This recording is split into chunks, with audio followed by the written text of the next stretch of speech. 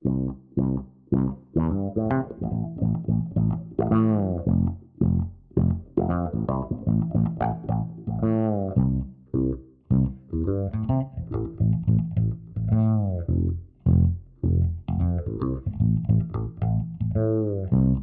everyone, and welcome back to Tutorials of Tone, Bass Edition.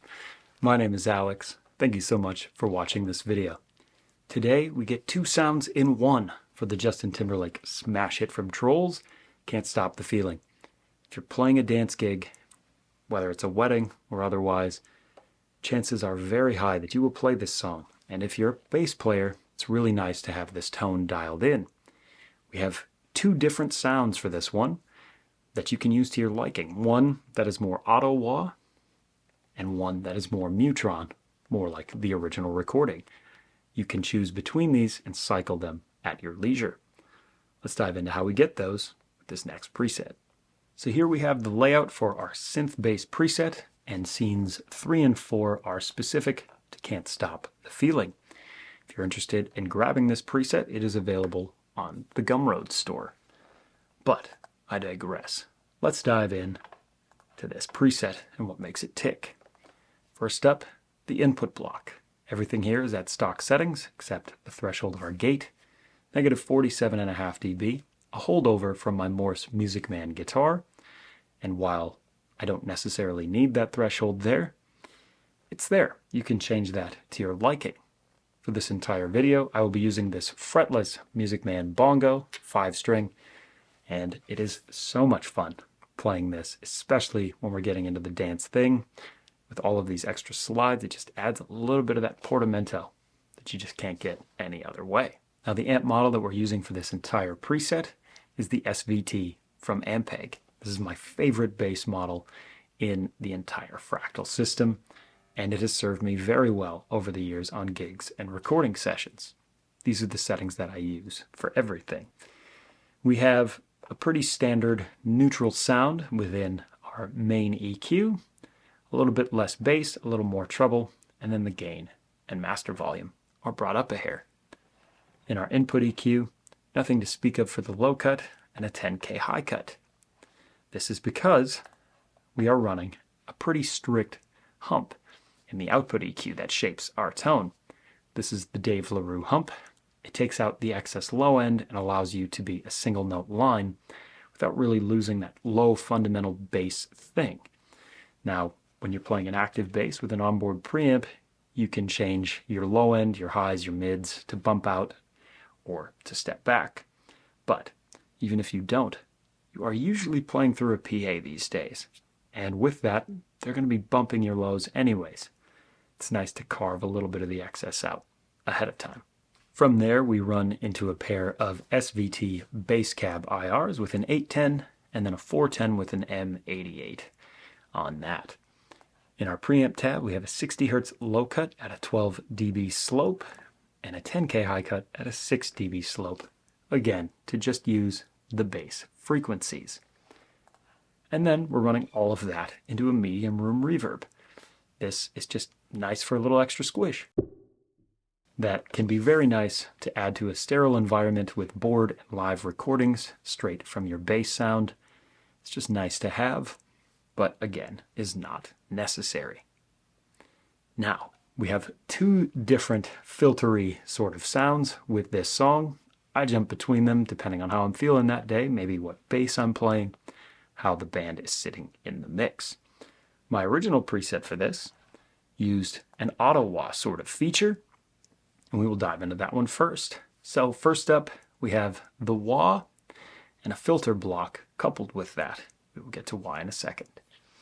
For our wah, we have 315 Hz to 1242 on the high end. That is our total frequency spectrum, very narrow for that wah sound, and it sounds like this.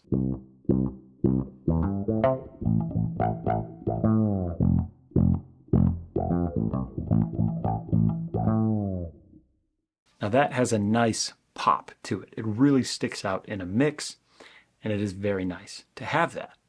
Now if you were watching the control tab, we have an envelope follower. set up as a modifier, and it is really crucial to have this to follow your bass attack.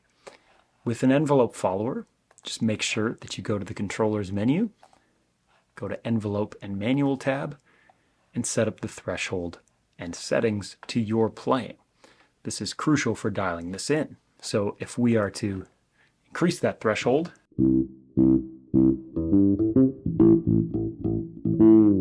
you really only get the heel. But if you take it all the way down, you just get toe.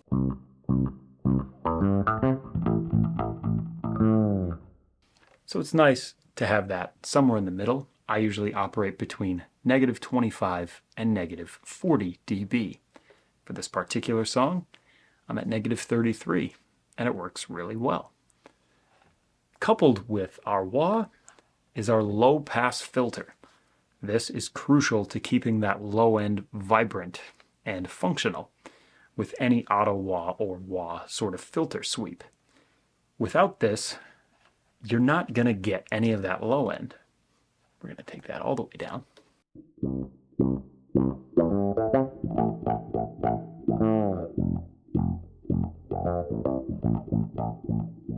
We have that back where we had it originally.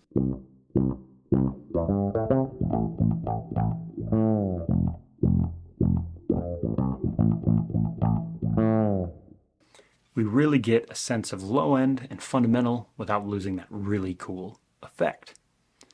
Now the other option we have is a phaser. This is a MuTron. This is set pretty stock, and while it is more to the original recording, it has its drawbacks in terms of sticking out in a mix.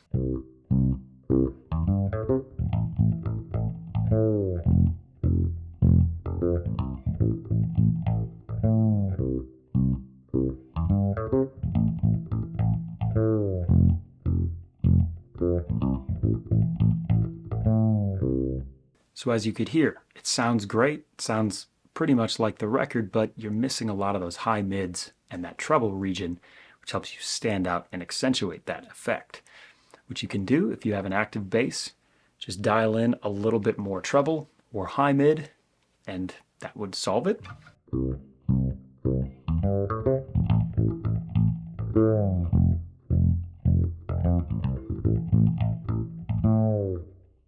That was with the high mid, and now doing that in tandem with treble.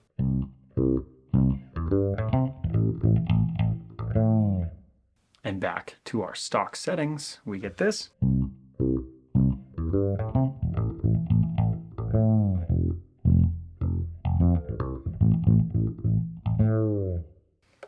So as you can hear, really big difference. If you don't have that on your bass, you can absolutely add either a filter block, a graphic EQ, or a parametric EQ in front of it to really help shape that tone and bring out those frequencies ahead of the phaser, as opposed to changing your amp tone. Because as you can see with this block, you don't really have many EQ options available to you. And these min and max frequencies are for the phaser sweep, not for the actual tone itself coming out of the block. Well, that about does it for Can't Stop the Feeling by Justin Timberlake and the bass-specific preset therein. There are two specific sounds for this, with the auto wah and the MuTron thing, both really great in and outside of this song, and hopefully you as a bass player can incorporate this into your next rig. If you enjoyed this video, there are plenty more videos that you can check out throughout the channel. Fractal 101s, tutorials of tone, gear reviews, lessons, playthroughs, etc. Thank you so much for watching, and we'll see you all next time.